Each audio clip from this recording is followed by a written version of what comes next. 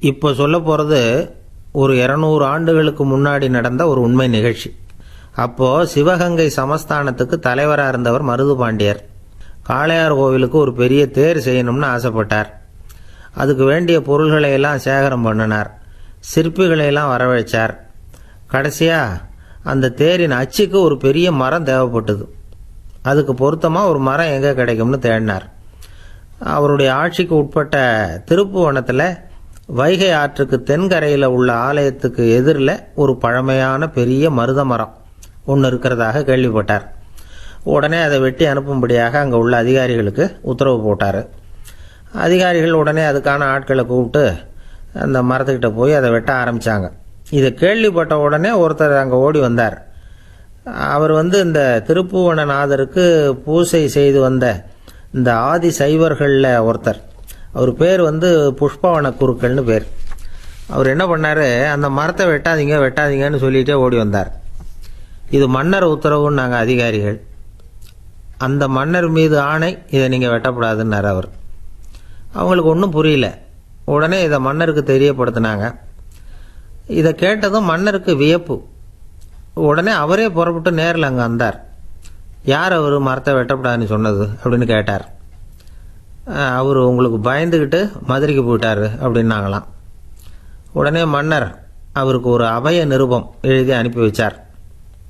அந்த காலத்தில் குற்றவாளிகளுக்கோ அல்லது பயந்து ஓடினவங்களுக்கோ நீங்கள் பயப்பட வேணாம், இங்கே வந்தால் உங்களுக்கு ஒரு துன்பமும் நேராது அப்படின்னு அரசர்கள் அனுப்பி வைக்கிற கடிதத்துக்கு அபய நிருபம்னு பேர். அப்படி ஒரு கடிதத்தை எழுதி அனுப்பி வச்சார். அதை கண்டதும் அவர் கொஞ்சம் தைரியமாக திரும்பி வந்தார். மன்னர் கோவப்படாமல் கேட்டார், அந்த மருத மரத்தை வெட்ட வேணாம்னு தடுத்தது உண்டா அப்படின்னு கேட்டார். ஆமான்னார் அவர்.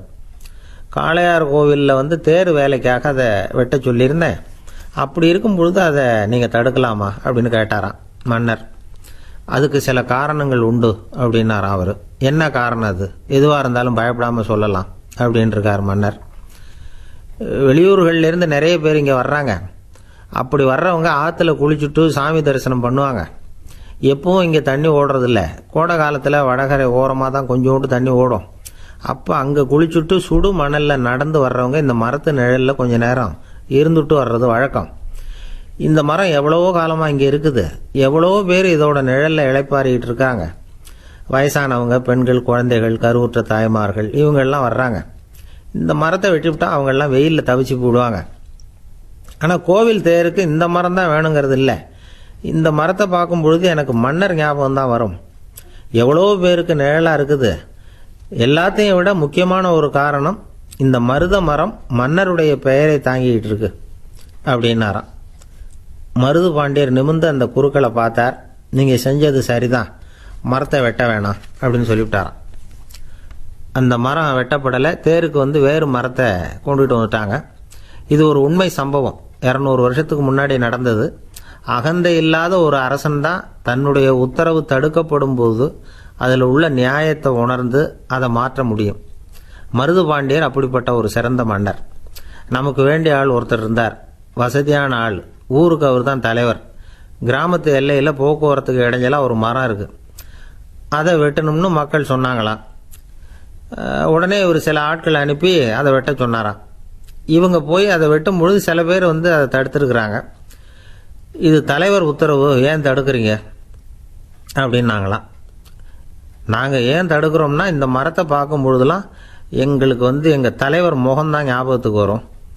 அவரை ஞாபகப்படுத்திக்கிட்டு இருக்கிற இந்த மரத்தை வெட்டிவிடாதீங்க அப்படின்னாங்களாம். இதை கேள்விப்பட்டதும் அது என்ன அப்பேற்பட்ட மரம் அப்படின்னு விசாரித்தாங்க.